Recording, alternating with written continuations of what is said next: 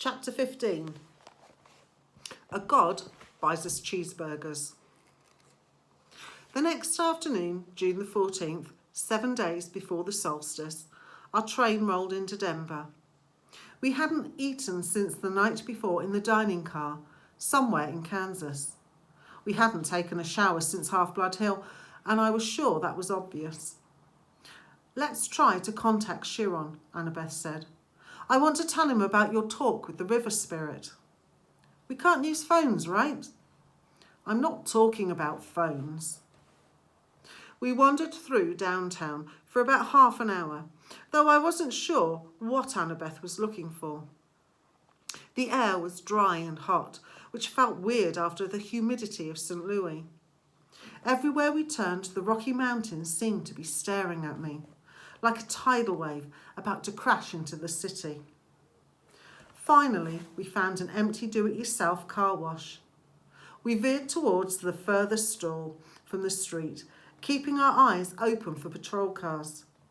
We were 3 adolescents hanging out at a car wash without a car. Any cop worth his donuts would figure out we were up to no good. "What exactly are we doing?" I asked as Grover took out a spray gun. "It's 75 cents, he grumbled. "I've only got 2 quarters left. Annabeth?" "Don't look at me," she said. "The dining car wiped me out." I fished out my last bit of change and passed Grover a quarter, which left me 2 nickels and 1 drachma from Medusa's place. "Excellent," Grover said.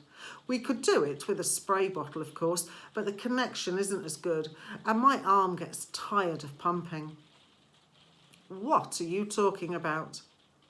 He fed in the quarters and set the knob to fine mist.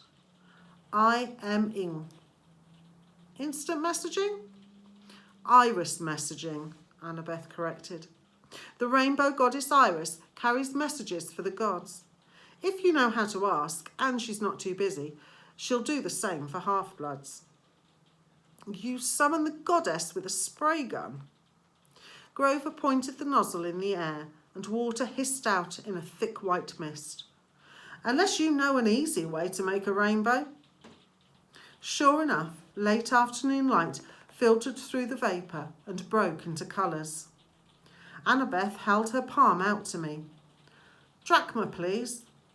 I handed it over. She raised the coin over her head. "O goddess, accept our offering." She threw the drachma into the rainbow. It disappeared in a golden shimmer. "Half-Blood Hill," Annabeth requested. For a moment, nothing happened. Then I was looking through the mist at strawberry fields and the Long Island Sound in the distance. We seemed to be on the porch of the big house. Standing with his back to us at the railing was a sandy-haired guy in shorts and an orange tank top. He was holding a bronze sword and seemed to be staring intently at something down in the meadow. "Luke," I called. He turned, eyes wide.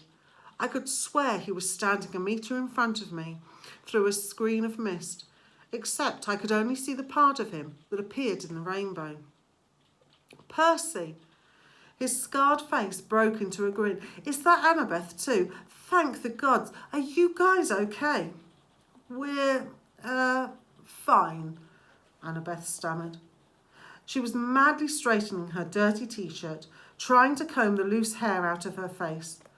"We thought... Chiron, I mean... he's down at the cabins." Luke's smile faded. "We're having some issues with the campers. Listen, is everything cool with you? Is Grover all right?" "I'm right here," Grover called. He held the nozzle out to one side and stepped into Luke's line of vision. "What kind of issues?" Just then, a big Lincoln Continental pulled into the car wash, with its stereo turned to maximum hip-hop. As the car slid into the next stall, the bass from the subwoofers vibrated so much it shook the pavement. Chiron had to... "What's that noise?" Luke yelled. "I'll take care of it," Annabeth yelled back, looking very relieved to have an excuse to get out of sight. Grover, come on. What? Grover said, but... Give Percy the nozzle and come on, she ordered. Grover muttered something about girls being harder to understand than the Oracle of Delphi. Then he handed me the spray gun and followed Annabeth. I readjusted the hose so I could keep the rainbow going and still see Luke. Chiron had to break up a fight, Luke shouted to me over the music. Things are pretty tense here, Percy. Word leaked out about the Zeus-Poseidon standoff. We're still not sure how. Probably the same scumbag who summoned the Hellhound. Now the campers are starting to take sides. It's shaping up like the Trojan War all over again. Aphrodite, Ares and Apollo are backing Poseidon, more or less. Athena is backing Zeus. I shuddered to think that Clarice's cabin would ever be on my dad's side for anything. In the next stall, I heard Annabeth and some guy arguing with each other.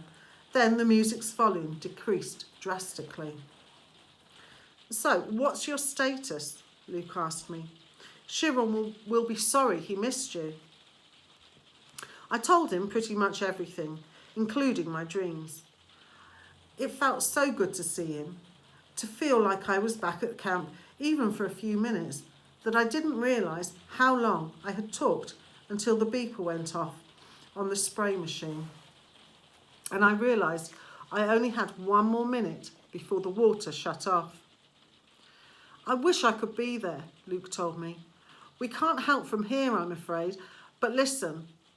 It had to be Hades who took the Master Bolt. He was there at Olympus at the winter solstice. I was chaperoning a field trip and we saw him. But Chiron said the gods can't take each other's magic items directly. That's true, Luke said, looking troubled. Still, Hades has the helmet of darkness. How could anybody else sneak into the throne room and steal the Master Bolt? You'd have to be invisible. We were both silent until Luke seemed to realise what he'd said. Oh, hey, he protested. I didn't mean Annabeth. She and I have known each other forever. She would never... she's like a little sister to me. I wondered if Annabeth would like that description. In the stall next to us, the music stopped completely. A man screamed in terror, car door slammed, and the Lincoln peeled out of the car wash. You'd better go and see what that was, Luke said. Listen, are you wearing the flying shoes? I'll feel better if I know they've done you some good. Yeah, I tried not to sound like a guilty liar. Yeah, they've come in handy. Really? He grinned. They fit and everything. The water shut off. The mist started to evaporate. Well, take care of yourself out there in Denver, Luke called, his voice getting fainter. And tell Grover it'll be better this time. Nobody will get turned into a pine tree if he just... But the mist was gone, and Luke's image faded to nothing. I was alone in a wet, empty car wash stall. Annabeth and Grover came around the corner, laughing, but stopped when they saw my face. Annabeth's smile faded. What happened, Percy? What did Luke say? Not much, I lied, my stomach feeling as empty as a big 3 cabin. Come on, let's find some dinner. A few minutes later, we were sitting at a booth in a gleaming chrome diner.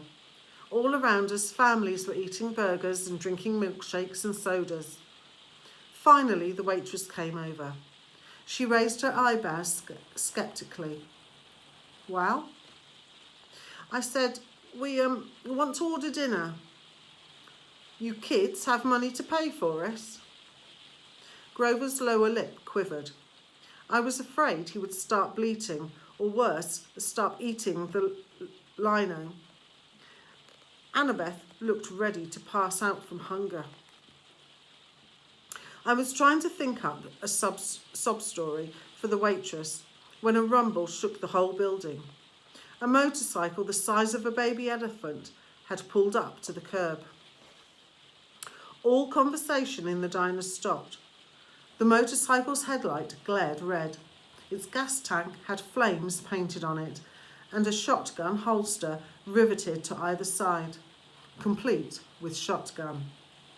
The seat was leather, but leather that looked like, well, Caucasian human skin. The guy on the bike would have made pro wrestlers run for mama. He was dressed in a red muscle shirt and black jeans and a black leather duster with a hunting knife strapped to his thigh. He wore red wraparound shades and he had the cruelest, most brutal face I'd ever seen. Handsome, I guess, but wicked, with an oily black crew cut and cheeks that were scarred from many, many fights. The weird thing was, I felt like I'd seen his face somewhere before. As he walked into the diner, a hot, dry wind blew through the place. All the people rose as if they were hypnotised, and the biker waved his hand dismissively, and they all sat down again. Everybody went back to their conversations. The waitress blinked as if somebody had just pressed the rewind button on her brain. She asked us again, "You kids have money to pay for it?" The biker said, "It's on me." He slid into our booth, which was way too small for him, and crowded Annabeth against the window. He looked up at the waitress, who was gaping at him, and said, "Are you still here?" He pointed at her, and she stiffened. She turned as if she'd been spun around, then marched back towards the kitchen.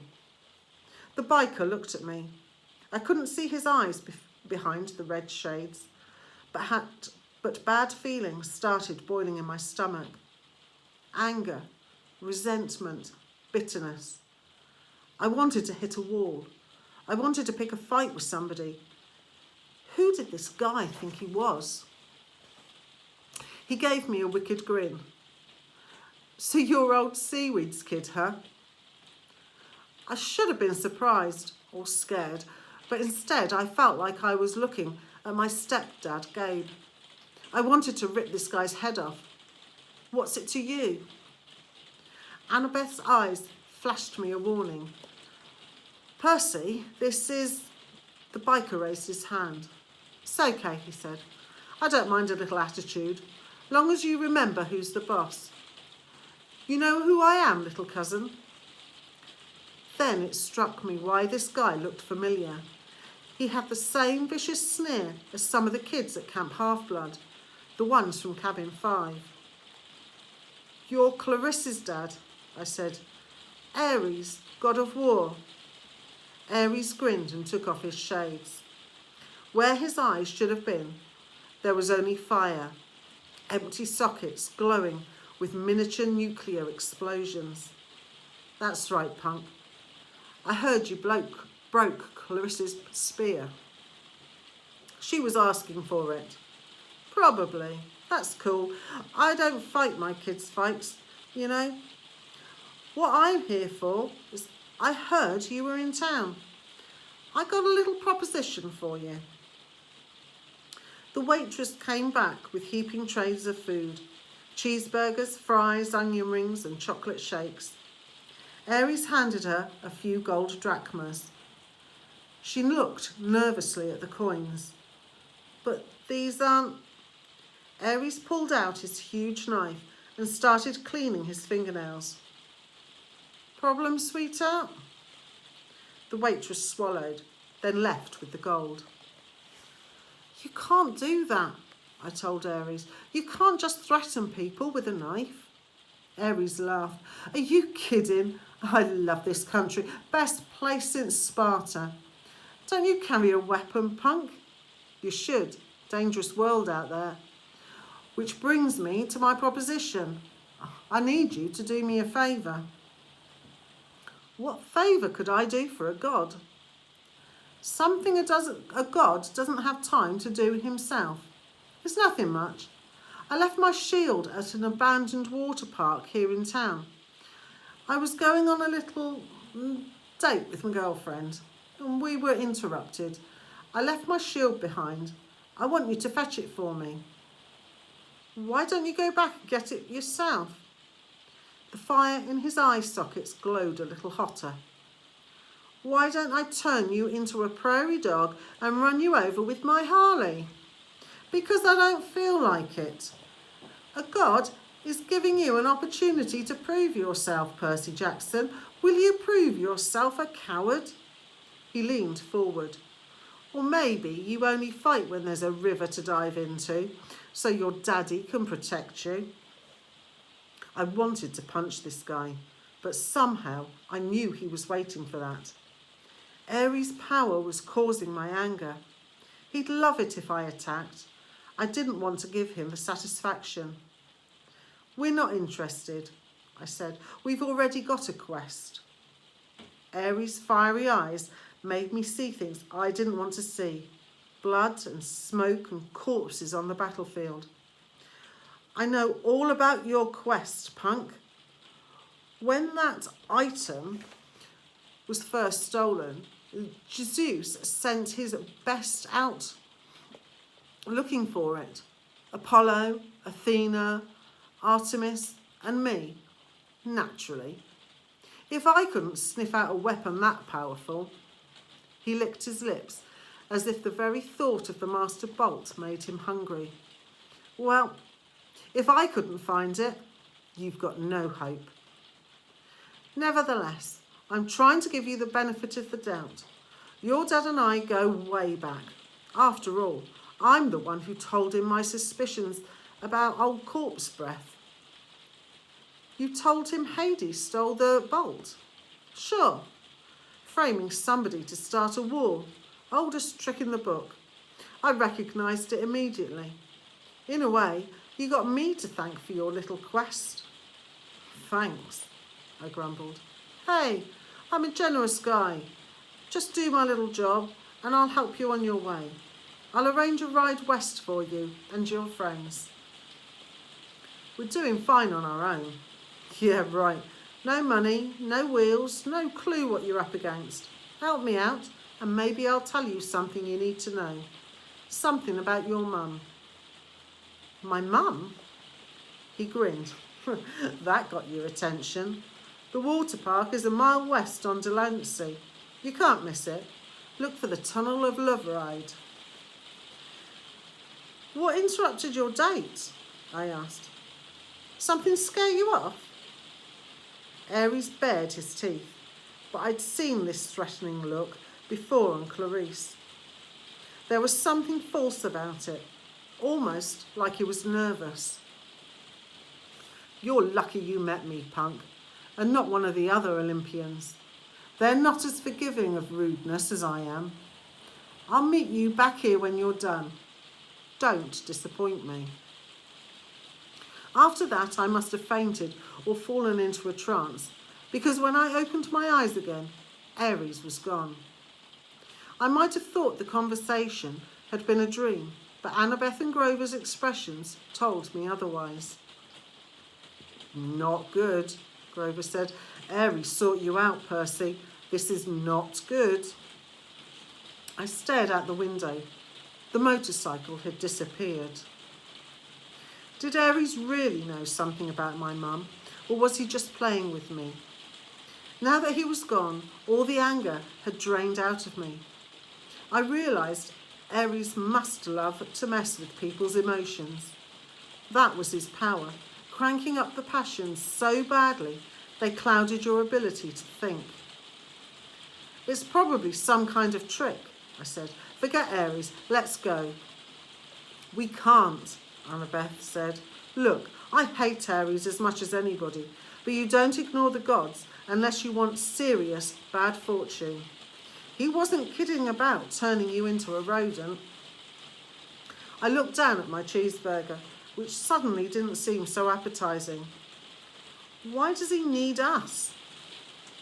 Maybe it's a problem that requires brains. Annabeth said. Aries has strength. That's all he has. Even strength has to bow to wisdom sometimes. But this water park, he acted almost scared. What would make a war god run away like that? Annabeth and Grover glanced nervously at each other. Annabeth said, I'm afraid we'll have to find out. The sun was sinking behind the mountains by the time we found the water park. Judging from the sign, it once had been called Waterland, but now some of the letters were smashed out, so it read, What R-A-D. The main gate was padlocked and topped with barbed wire. Inside, huge dry water slides and tubes and pipes curled everywhere, leading to empty pools. Old tickets and advertisements fluttered around the tarmac. With night coming on, the place looked sad and creepy. If Aries brings his girlfriend here for a date, I said, staring up at the barbed wire, I'd hate to see what she looks like. Percy, Annabeth warned, be more respectful. Why? I thought you hated Aries. He's still a god, and his girlfriend is very temperamental. You don't want to insult her looks, Grover added. Who is she? Echidna? No, Aphrodite, Grover said a little dreamily. Goddess of love. I thought she was married to somebody, I said. Hephaestus. What's your point? He asked. Oh, I suddenly felt the need to change the subject. So how do we get in? Maya. Grover's shoes sprouted wings. He flew over the fence, did an unintended somersault in midair, then stumbled to a landing on the opposite side.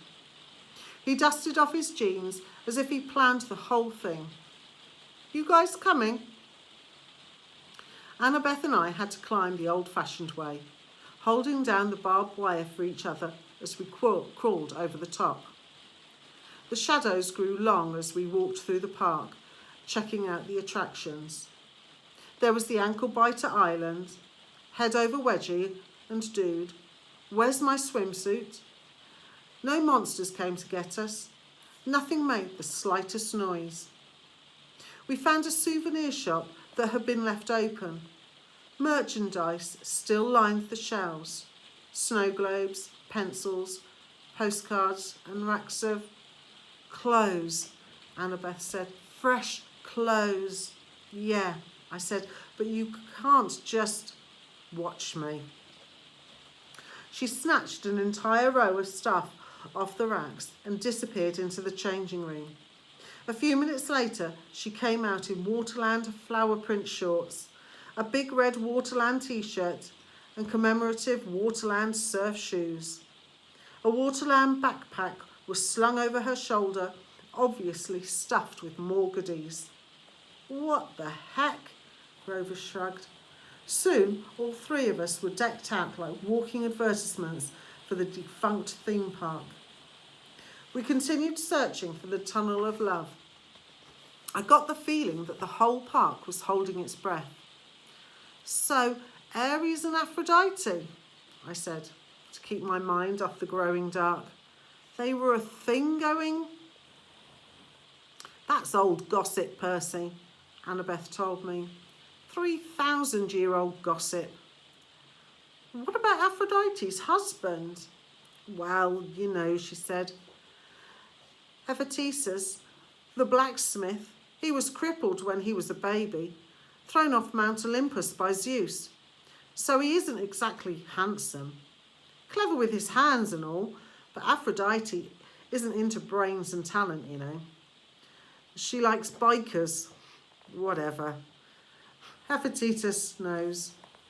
Oh, sure, Annabeth said.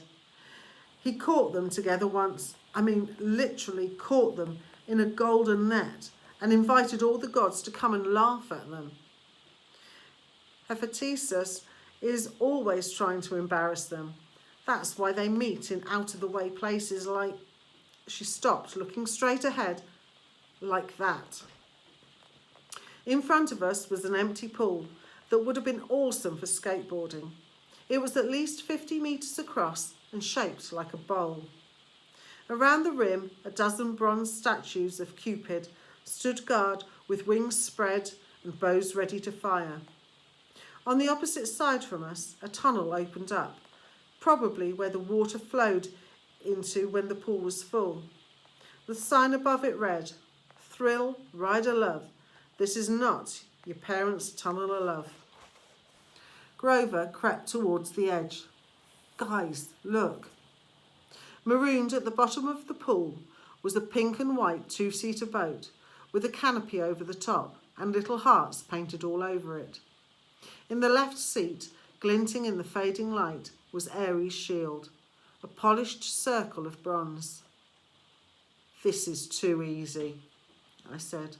"So we just walk down there and get it?" Annabeth ran her fingers along the base of the nearest Cupid statue. "There's a Greek letter carved here," she said. "Eta. I wonder." "Grover," I said, "you smell any monsters?" He sniffed the wind. "Nothing." "Nothing, like in the arch, and you didn't smell echidna? Nothing, or really nothing?" Grover looked hurt. "I told you that was underground." "Okay, I'm sorry." I took a deep breath. "I'm going down there." "I'll go with you." Grover didn't sound too enthusiastic, but I got the feeling he was trying to make up for what had happened in St. Louis. "No," I told him. "I want you to stay up top with the flying shoes. You're the Red Baron, remember? I'll be counting on you for backup in case something goes wrong." Grover puffed up his chest a little. "Sure.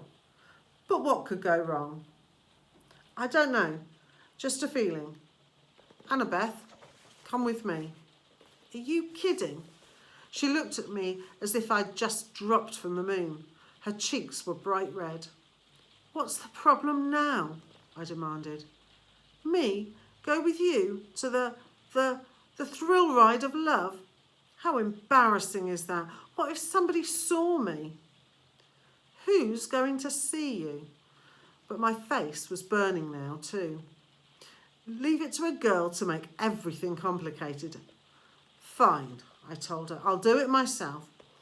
But when I started down the side of the pool, she followed me, muttering about how boys always mess things up. We reached the boat. The shield was propped on one seat, and next to it was a lady's silk scarf.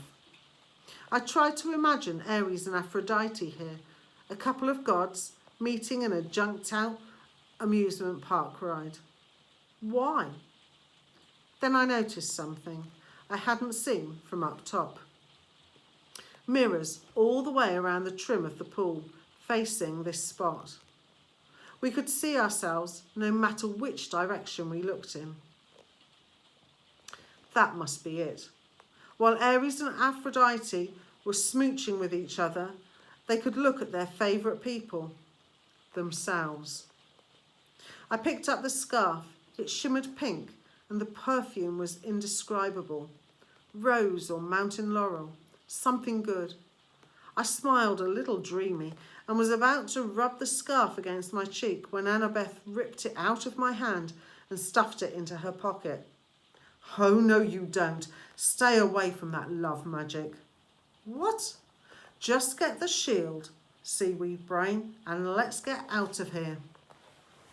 The moment I touched the shield, I knew we were in trouble.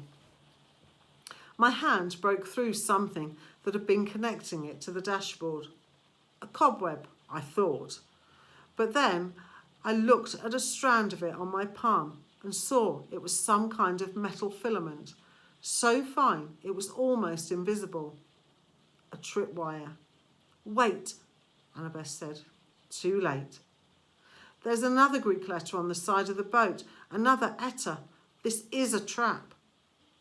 Noise erupted all around us, of a million gears grinding as if the whole pool were turning into one giant machine.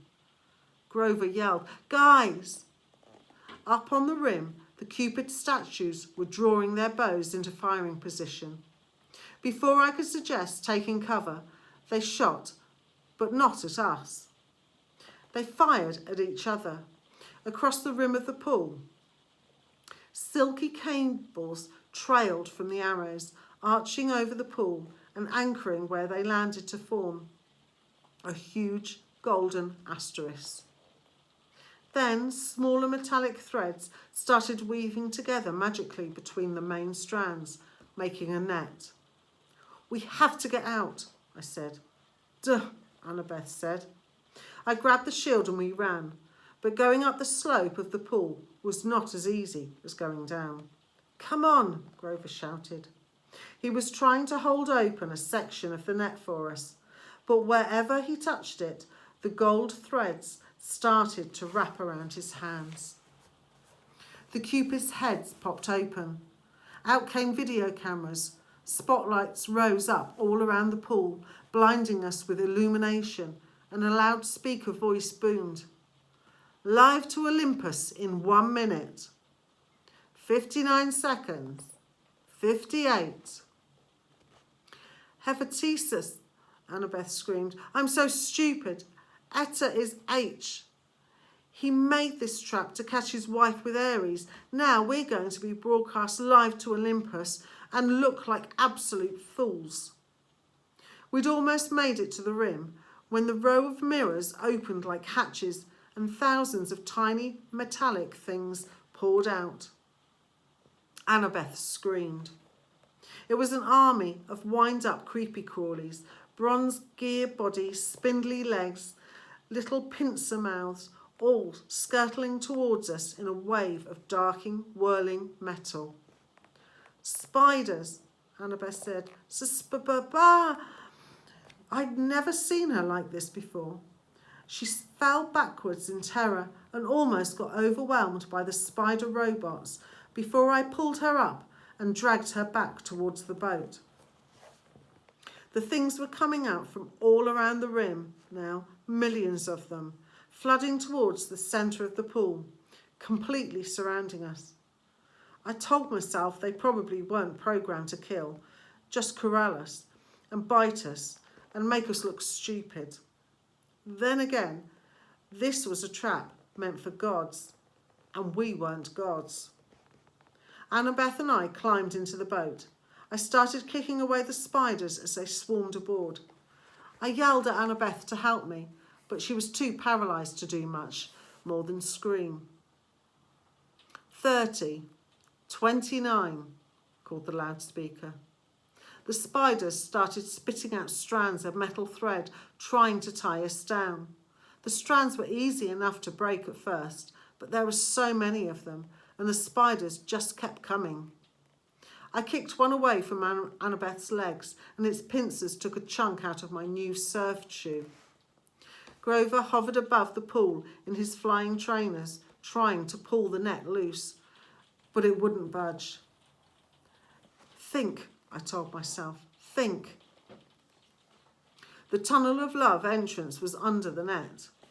We could use it as an exit, except that it was blocked by 1,000,000 robot spiders. 15, 14, the loudspeaker called. "Water," I thought. "Where does the ride's water come from?" Then I saw them, huge water pipes behind the mirrors where the spiders had come from. And up above the net, next to one of the Cupids, a glass-windowed booth that must be the controller's station. "Grover," I yelled, "get into the booth, find the on switch, but do it." It was a crazy hope, but it was our only chance. The spiders were all over the prow of the boat now. Annabeth was screaming her head off. I had to get us out of here. Grover was in the controller's booth now, slamming away at the buttons. 5, 4. Grover looked up at me hopelessly, raising his hands. He was letting me know that he'd pushed every button, but still nothing was happening. I closed my eyes and thought about waves, rushing water, the Mississippi River. I felt a familiar tug in my gut. I tried to imagine that I was dragging the ocean all the way to Denver. 2, 1, 0. Water exploded out of the pipes. It roared into the pool, sweeping away the spiders. I pulled Annabeth into the seat next to me and fastened her seatbelt just as a tidal wave slammed into our boat, over the top, whisking the spiders away and dousing us completely, but not capsizing us. The boat turned, lifted in the flood, and spun in circles around the whirlpool. The water was full of short-circuiting spiders, some of them smashing against the pool's concrete wall with such force they burst. Spotlights glared down at us. The Cupid cams were rolling live to Olympus, but I could only concentrate on controlling the boat. I willed it to ride the current, to keep away from the wall. Maybe it was my imagination, but the boat seemed to respond. At least, it didn't break into a million pieces. We spun around one last time, the water level now almost high enough to shred us against the metal net. Then the boat's nose turned towards the tunnel, and we rocketed through into the darkness. Annabeth and I held tight, both of us screaming as the boat shot curls and hugged corners and took 45-degree plunges past pictures of Romeo and Juliet and a bunch of other Valentine's Day stuff. Then we were out of the tunnel, the night air whistling through our hair as the boat barreled straight towards the exit. If the ride had been in working order, we would have sailed off a ramp between the golden gates of love and splashed down safely in the exit pool. But there was a problem. The gates of love were chained. 2 boats that had been washed out of the tunnel before us were now piled against the barricade. One submerged, the other cracked in half.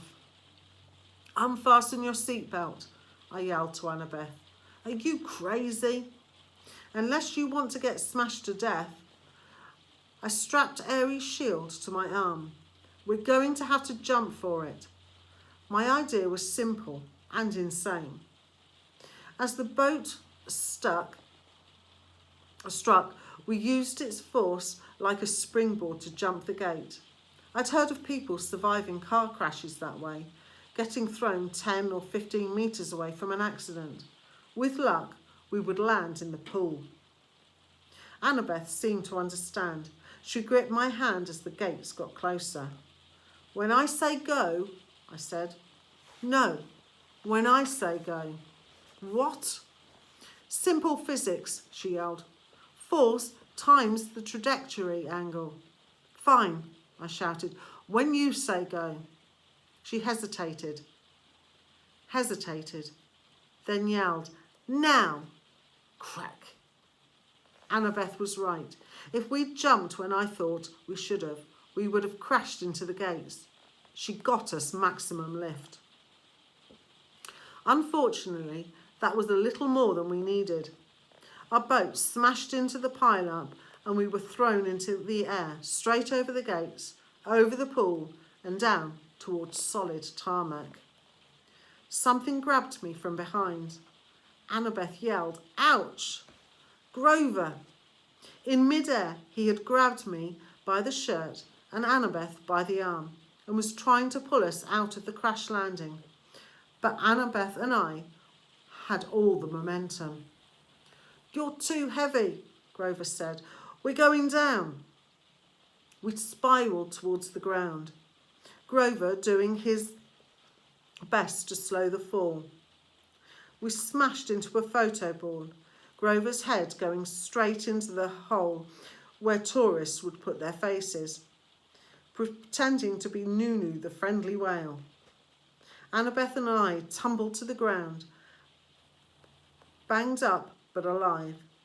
Aries' shield was still on my arm. Once we caught our breath, Annabeth and I got Grover out of the photo board and thanked him for saving our lives. I looked back at the thrill ride of love. The water was subsiding. Our boat had been smashed to pieces against the gates. 100 metres away at the entrance pool, the Cupids were still filming. The statues had swivelled so that their cameras were trained straight on us, the spotlights in our faces. "Show's over," I yelled. "Thank you. Good night." The Cupids turned back to their original positions. The lights shut off. The park went quiet and dark again, except for the gentle trickle of the water into the thrill ride of love's exit pool. I wondered if Olympus had gone to a commercial break, or if our ratings had been any good. I hated being teased. I hated being tricked. And I had plenty of experience handling bullies who liked to do that stuff to me. I hefted the shield on my arm and turned to my friends. We need to have a little talk with Aries. See you tomorrow for chapter 16.